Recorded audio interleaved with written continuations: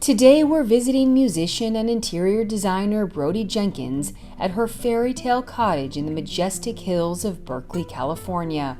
When the pandemic paused her music career, Brodie poured her creative energy into bringing new life to this 1920s French Norman home. She's restored its original charm while creating a space that nurtures her and her growing family. I love the flow of this dining room into the kitchen. When I was first designing this house, I think I also just had visions of my children, doing homework at the kitchen island and running around, and this has very much become that space. It's where our family spends the most time.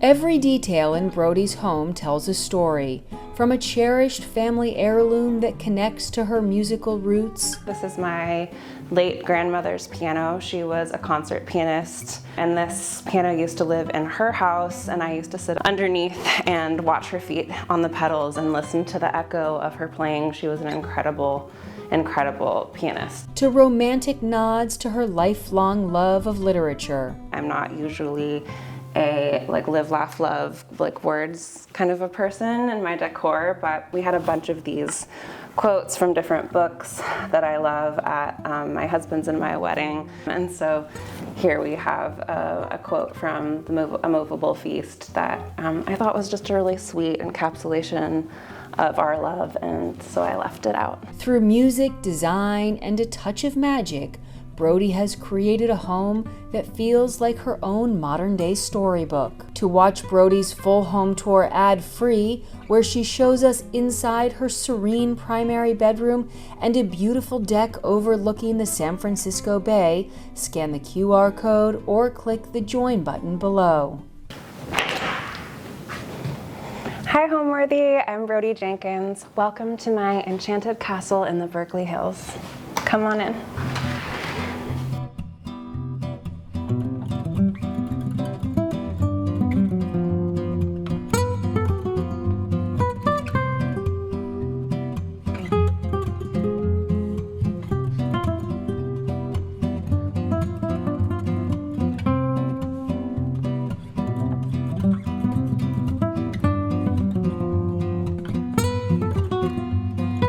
You're watching Homeworthy, where we believe every home has a story. I'm Allison Kenworthy, the founder of Homeworthy, and we take you inside the world's most beautifully decorated homes and introduce you to the brilliant people who live there. Hi Homeworthy, I'm Liz Lang. Welcome to Grey Gardens. Click the join button below to access all of our latest episodes ad-free and watch extended cuts of this and other homes, opening the doors to new rooms and exclusive content featuring our beloved hosts. I can't wait to see, I'm so excited.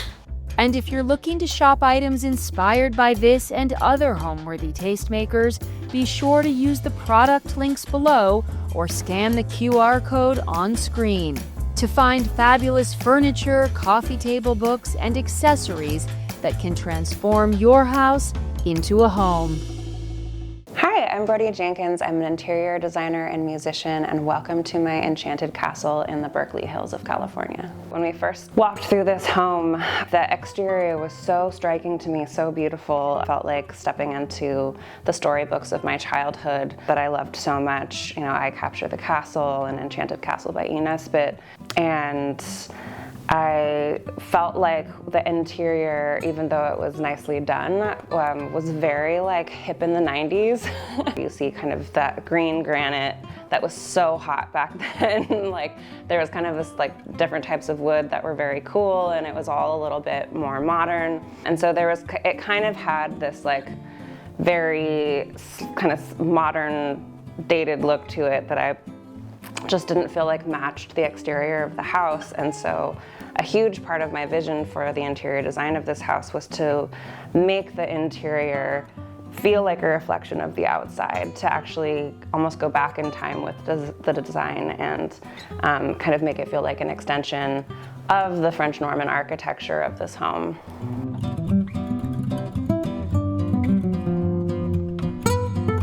This is the living room. I love this room. It has these beautiful arched ceilings and the stucco. When we first walked through this house, it was staged very openly. So like there was a sofa here. Everything was kind of facing the stairwell, which I thought was interesting. And it was just a very expansive way to lay out the furniture. And I knew I wanted to make the space kind of feel more like it's in two sections. So instead of like one big expanse of furniture, I wanted to orient towards the fireplace, which felt cozier to me, and kind of make this a little area where you could kind of feel a little more snuggled. And so the first thing we got for this room are these Arne Norell safari chairs. They're gorgeous vintage, kind of mid-century chairs. Right now I have them covered with these beautiful soft shearlings just because it's cozy time and I just wanted to kind of cozy up the room, but you can take them off and have them just be kind of really clean. So I love these chairs. They kind of added a little bit of just a little bit of mid-century cool, like a little bit of masculinity to the space, because I don't like it when design feels too precious. I like kind of mixing styles and kind of keeping things a little fun and a little less expected. This vintage coffee table is super lovely. We got this from Through the Porthole. And I just love the dark wood kind of against all the softness in this room. It kind of grounds things. This antique rug from Cloth and Wool kind of set the tone for the color scheme in here. I really love, you'll kind of see as you walk through the house, I really love a sage. And I think that's also because you see so much green through the windows of this space. I really loved the idea of bringing kind of the green tones inside. So we've got a lot of that color kind of coming through this space. This fireplace is actually not original to the house. The original fireplace was really cute, but it was very small. And as I was kind of working on this room, I realized it just didn't feel like it was holding the proportions of this room. It felt too small for the rest of the space, and I wanted to make it really feel like a focal point for the room. And so we tried to design a fireplace that still feels like it was meant to be in a French Norman 1920s home, but really we increased the scale of it. We added this big, beautiful vintage beam for the mantle, the limestone for the hearth, and now it kind of feels like this really grand piece that all of the furniture and kind of the living room energy can flow towards. I love orienting furniture towards a fireplace. I just think it's the coziest. When I was designing the fireplace, one of the things it didn't have was a mantle. It kind of had like a little lip that was very cute, but I wanted something to set things on. I love to collect antiques and little trinkets and treasures, and so it was really fun to finally have this kind of surface to play with, and I wanted something big on it. And so this beautiful Louis Philippe mirror from Elsie Green was perfect. I love Elsie Green. They're a local shop that sells vintage and new reclaimed antiques and things. It's just a magical place. I think I got this painting from Etsy. Etsy is an amazing source for vintage art. If you didn't know, I love to go and hunt for deals and magical things that kind of fit the different homes that I'm designing. And then, yeah, I think these candlesticks are not vintage. I think these are like CB2 or something, but I like to mix and match colors and metals and tones, and so the black I like with the brass mirror here, and we've got our cast iron kind of sconces on the walls, so kind of speaking to those. This record cabinet, my husband and I are big record nerds, so you'll see they're full to the brim with records. I actually had this in my old apartment. I had it custom made for this very specific space in the dining room in our old Victorian house in San Francisco, and magically it fit right here. And so that was an exciting thing to have this be able to stay in our lives and continue to hold a multitude of records inside of it. This art, I actually have a lot of Jordan's pieces. I need to probably slow down, but I just love the uniqueness of her style of art. She does these gorgeous paper cuts. This is Revivalist South, and she's an amazing artist, and I love her. So this is my guitar. It's a Beneteau. This is kind of our music corner. I would say one of my favorite and most special pieces in the house is this piano. This is my late grandmother's piano. She was a concert pianist, and this piano used to live in her house, and I used to sit underneath and watch her feet on the pedals and listen to the echo of her playing. She was an incredible pianist, and because of the way we ended up laying out this house, we were able to fit this piano here, and so it feels like this really beautiful, special heirloom that we get to have here. My husband's an amazing pianist and will occasionally tickle the ivories. I unfortunately am not particularly excellent at the piano, but I will play guitar or sing. And then we have our little record player and more record storage over here. We're old people, so we still have CDs. So this is our little CD drawers. I had this very custom made to fit our needs, and all of the kind of little pieces of music that we've collected over time. And I love this little setup. So we always are kind of adding to our record collection, and it's starting to overflow a little bit out of control, but you can never have too many records. So I'm a little bit of a witch, so you can see that I collect little treasures, little crystals. This is my little cauldron. I don't have that many family photos. I need to put out more, but this is my sister and I playing the piano together when we were little. I have a little collection of vintage trophies. My son is very into golf, and we had a birthday party for him before he gets old enough to be able to pick his own aesthetic. I kind of made it like a very chic golf aesthetic, and so I found all these really beautiful kind of vintage looking trophies that we could have out on the table, and I kind of fell in love with all of them, so those now are scattered about. This is a cute little thing from Scott's and my wedding. I'm not usually a live, laugh, love, words kind of a person in my decor, but we had a bunch of these quotes from different books that I love at my husband's and my wedding. I'm an English major, literary geek, and so here we have a quote from A Movable Feast that I thought was just a really sweet encapsulation of our love, and so I left it out for all to see. These arched shelves were not here before. There was actually kind of like a big square of low shelves that kind of stopped right here, and they were very orange and felt very modern for the space. And so we decided to, when I was designing this kind of audio cabinet, I decided we would put back in more arches because we can never have too many in this house. And then we also did this side for a little bit more symmetry. And I love the way it flows up into this kind of gorgeous little balcony this was original to the house, and I love how it ties the dining room and the living room together. So even though we're on different levels, they kind of still feel like they're a little bit connected, and there's a flow there.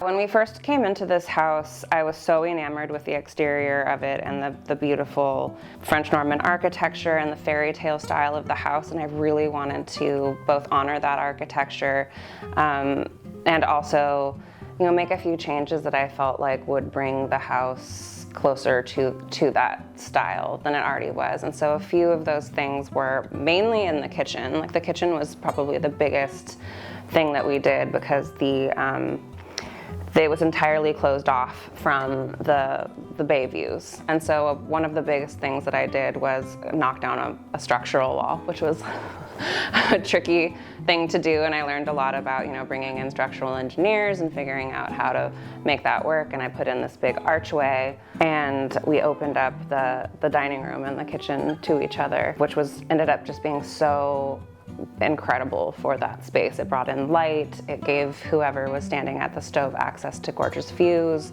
and I was able to put in a little archway that tied into all of the original arches throughout this house. But I think, one of the trickiest things about this house is it's situated gorgeously up on a hill, but there are quite a few stairs to get down to this house. We're kind of set down from the street, and so anything that we were bringing into the house had to be taken down those stairs. And there were a few things that I just knew I wanted, and we just had to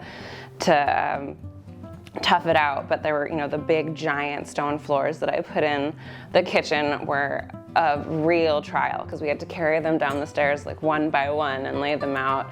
The beams that I added to the ceiling to make it feel, like I said, kind of going back in time to a French Norman style home.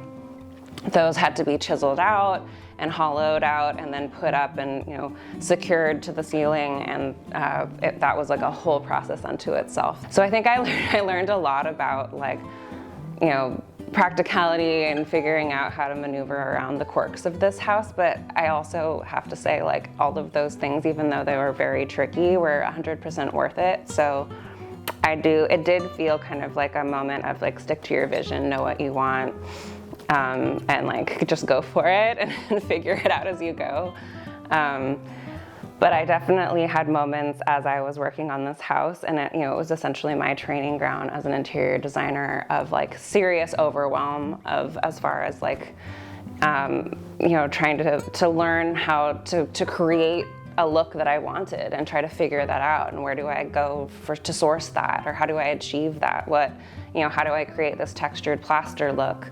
What products work and what vendors can I find, and how do I do all this, and how do I know that I'm right in my decision if the general contractor is telling me I'm crazy. And so there was just a lot of I think gaining of confidence, and pushing through those fears, and a ton of research, just forcing myself to. I just spent so much time online, hunting for things and searching how to do things and asking questions. There were certainly moments where I felt so overwhelmed that I wanted to quit, but I'm so glad I didn't, because after coming out at the end of it, I felt like I had this whole new wealth of knowledge, almost like I'd gone through a boot camp for interior design, and I knew what to do now, and now I feel like I can do it for other people.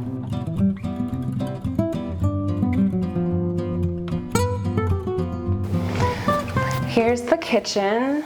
This might be my favorite room in the whole house. We did a lot in here. When we first moved in, there were a few interesting quirks to this house. One was that the very lovely, whimsical previous owners, they had grown children, but I think they had installed this when they were little, and there was a fire pole that ran right here and went all the way up to the ceiling. And I think that when whatever child was sleeping in this room up above could literally slide down the fire pole to get to the kitchen, which I thought was incredible, and I really wanted to keep it, but ultimately it kind of blocked the flow of the kitchen and wasn't quite the aesthetic we were going for. So we took that out, and it ended up in my general contractor's daughter's tree house, so it had a second life.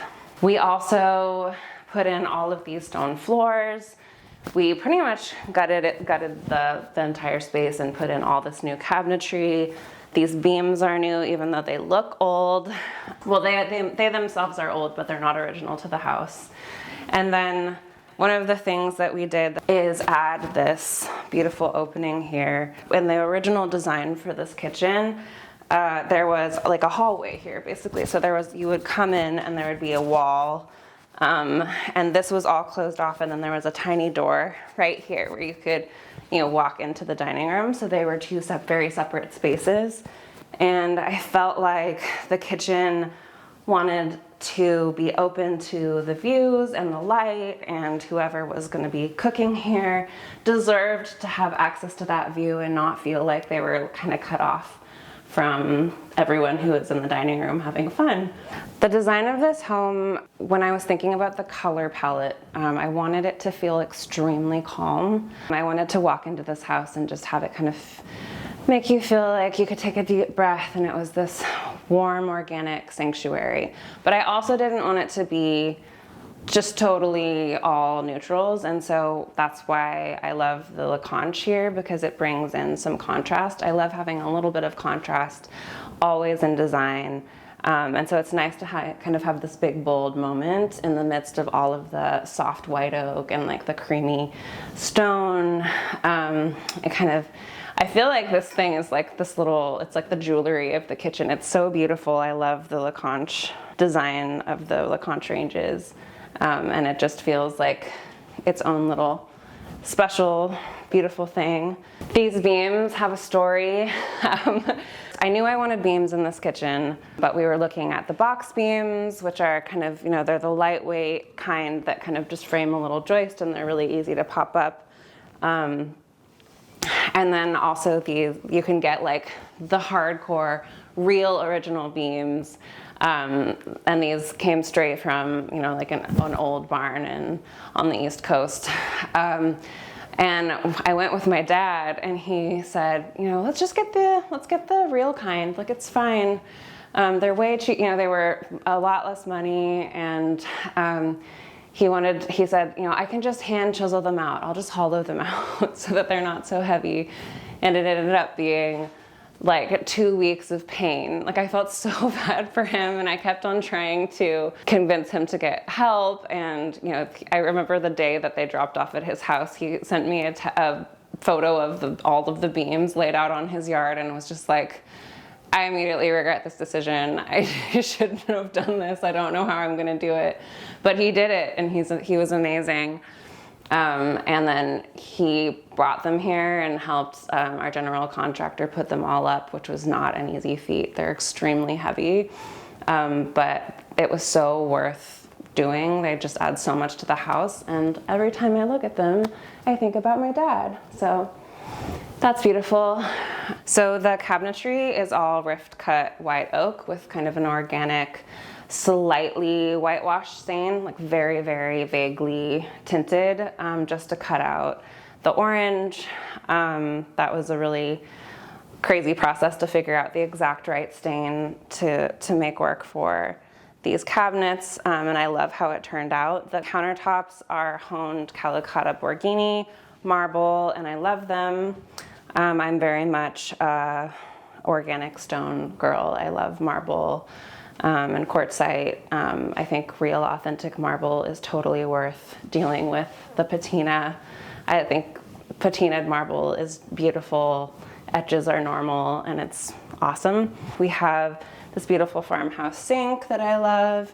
It's so nice to stand here and look out at the views and do the dishes. All of the cabinetry hardware is Armac Martin burnished brass. These are the Cotswolds knobs, and I love how they tie into the gorgeous brass of the Lacanche.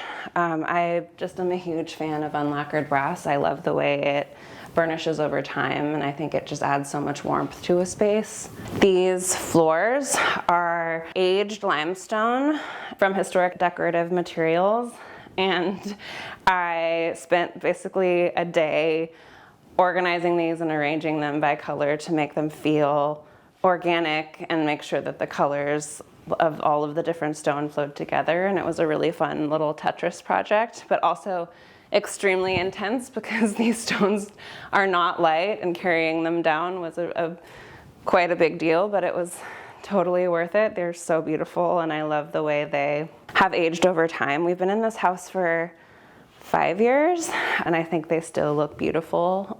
They do a very good job of hiding dirt and stains, so I think that I really wanted something durable, and they've certainly held up. This is the snug I call this the snug. Actually, it was one of my followers who labeled it the snug, and I thought it was such a fitting term for the kind of this little sitting area that we added to the kitchen. I knew I wanted a cozy seating area for the kitchen because we're just really cozy, hunkery people, and it's been so lovely, especially with a 3-year-old to be able to cuddle up on the couch and do puzzles here and hang out and still be in the same space as my husband while he's cooking. And we have our frame TV here, which I love because you can have it on art mode and not feel like you've got this big black hole on your wall.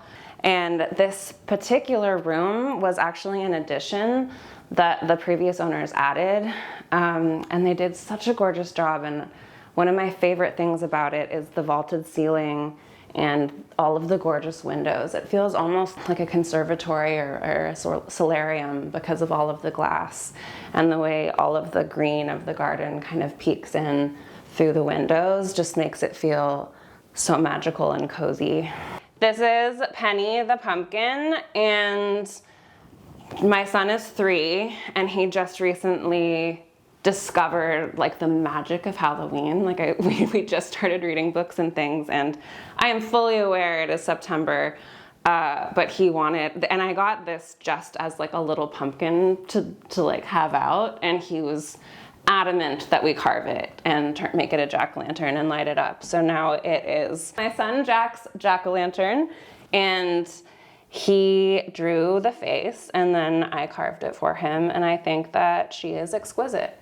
My journey to becoming an interior designer was a little bit circuitous and kind of unexpected. I am still a musician. I don't do it as intensely as I used to, but I'm in a band called Cathedrals.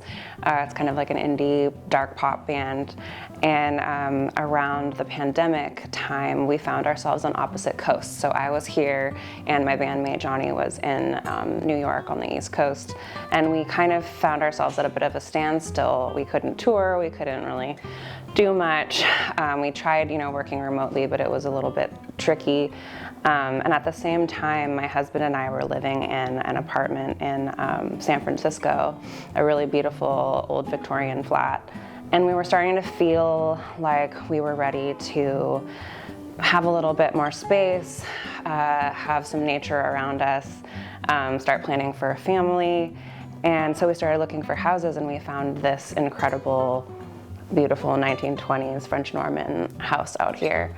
And so fast forward and we buy the house, and I'm kind of feeling like I want to hire an interior designer, but I have this really clear vision of what I wanted to do. And I realized very quickly as I started interviewing interior designers that I was going to just micromanage them and be really annoying. And I kind of figured ultimately I should just do this myself. And so started to really fall in love with having a vision for this house and crafting the design. And in the process, I started an Instagram just for fun, and started to see more followers kind of flooding in.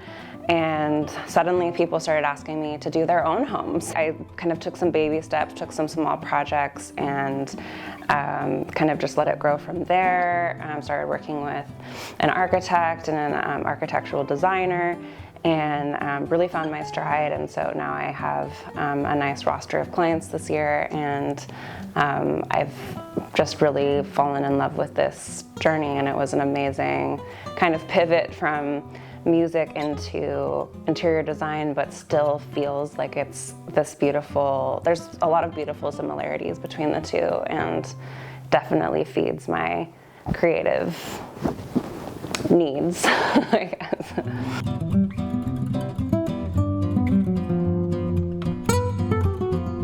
This is our dining room. It's also a bit of a hybrid play space. I would say this whole space, so the kitchen, the snug, the dining room, is all a play space for Jack as well. And so we've done added a lot of storage for his toys. He has his own little art nook. This is a little cabinet that does a lot of heavy lifting with his art supplies. This little piece I just got from Sylvie Home, and it's kind of like his little closet. So I keep all of his shoes and his bibs and things in there. The beautiful thing about being able to open up this space is whoever's cooking, and if you're, whoever's hanging out in the kitchen, gets to have access to these full bay views. And you can see the Golden Gate Bridge, you can see Oakland, you can see Marin area over there, and it's just an incredible sight to behold, and it's just such gorgeous light, and it kind of makes you feel connected to nature. You've got this beautiful layering of like sky, trees, water, and clouds, and it's just a really magical thing to witness, and I wanted that to be accessible all the way through this room. And then we have our original kind of dining setup here with this lovely Elsie green table. I love a linen tablecloth. It just feels so soft to me. These are not vintage though, these are new, but I love the shape of them. They kind of tie into all of the arches in the house and they feel very soft. But yeah, this is where we host and where we have dinners together. And I love that this table has leaves so you can extend it out. So when we have big parties, which is pretty rare, we can open it up and put a bunch of people at this table. We did that a couple Thanksgivings ago and it was awesome. But I love the flow of this dining room into the kitchen. I feel like everyone can kind of see everyone else and mill about and talk to whoever's cooking. People help out.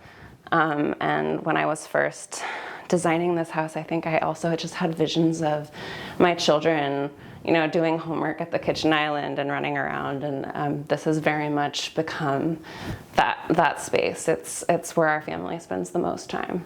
The lighting in here is really lovely. This is a Curry & Co. chandelier. I just wanted something really simple and elegant, and I love how it kind of fits in with everything and feels old, but not like it's stealing the spotlight. And in the kitchen, we've got the beautiful DeVol crackle pendants, which now I'm seeing everywhere, but at the time I felt like they were really special and unique. I still love them.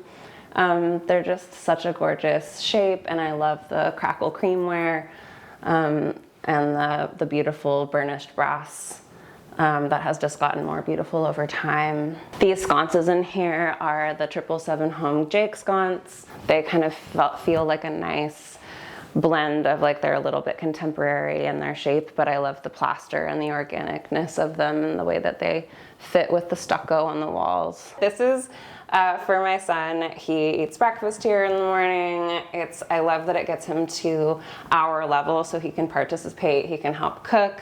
And when I was designing this kitchen, I certainly didn't imagine something like this being here, but it's been so cool to watch the space evolve and grow to serve my child and make sure that he can fully inhabit this home and it's his home too. And so you can also see that I have a bunch of his kids' books here. This is kind of like his little book nook. You can also see his little tent over here where he has all his stuffies tucked inside, and he loves to kind of hide in here. But I think one of the beautiful things about growing and living in a house is how much a house becomes lived in and becomes less and less like a magazine home. I think when I was first designing this home, we didn't have children, and I certainly loved the minimalist aesthetic and keeping it very, very tidy and clean, but having all of my kids' stuff in here feels so magical, and I love that it's also his space and he can be totally comfortable in here and enjoy himself and bop around, and that it's going to continue to do so for our second child.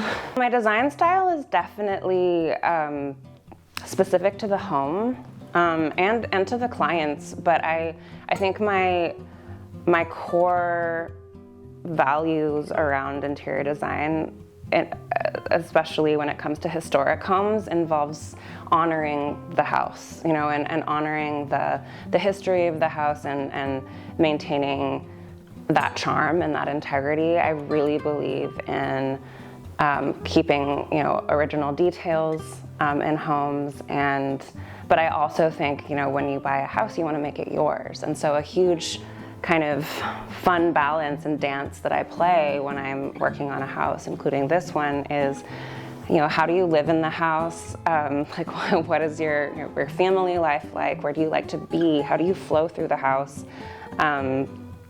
what's your aesthetic? Do you love color? Do you love neutral?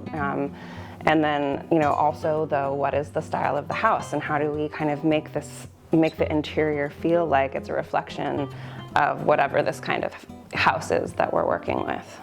Let me take you upstairs and show you the tower bathroom.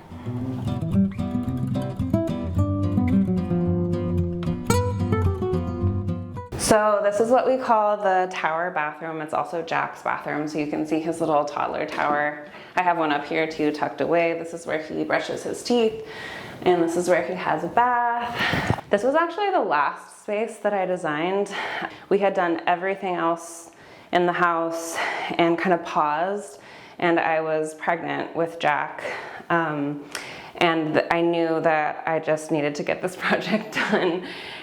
This bathroom was really, again, very orange and green, kind of Jetsons-y, like it was kind of like an old-fashioned take on like a very modern design. It was a little bit odd, and it was very dark.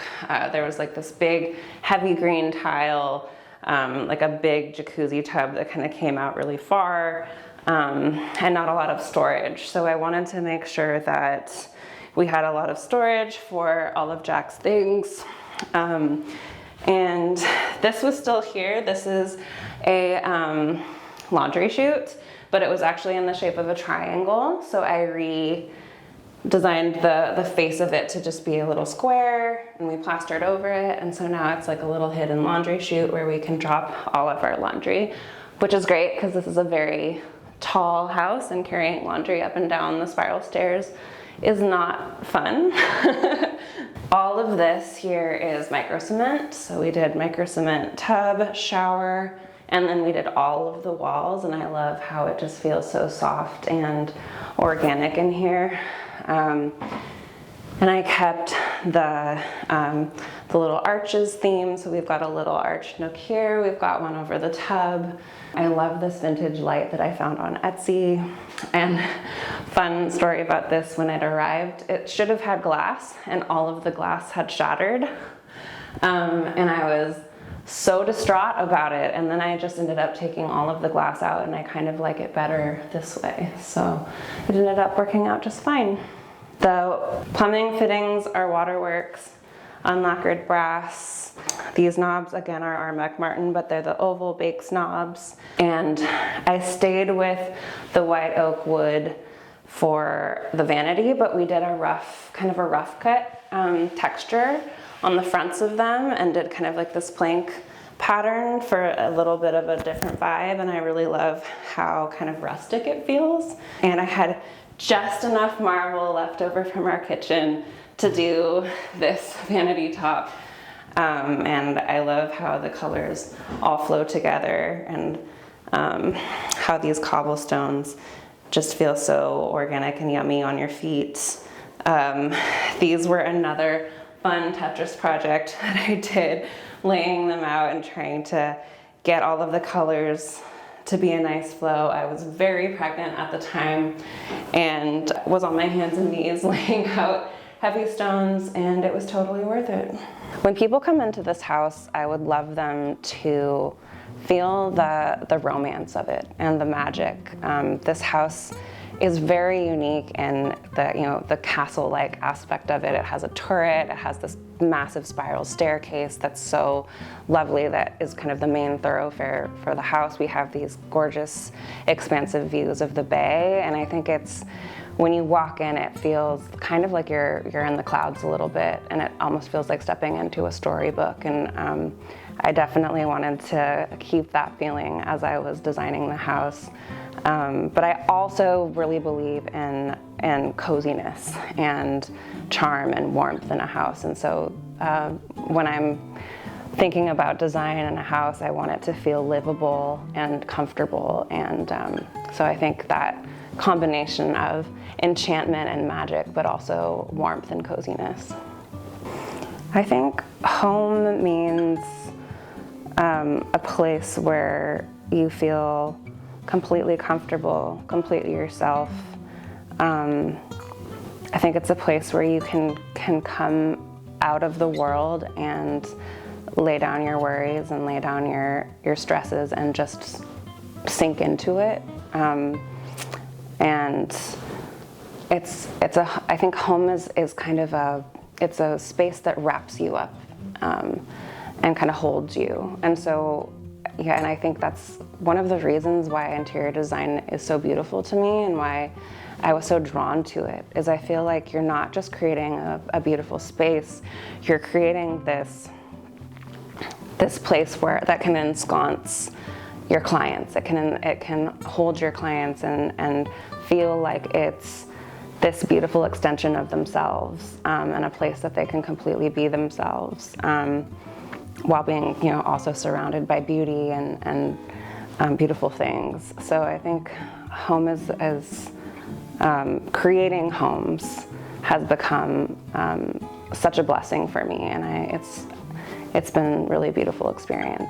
Homeworthy, it was such a pleasure showing you around my house, but my toddler is coming down the stairs for lunch and it is time to go feed him. So have a wonderful rest of your day. Bye. Thanks for watching. Be sure to go to homeworthy.com for exclusive content, shopping guides, and so much more.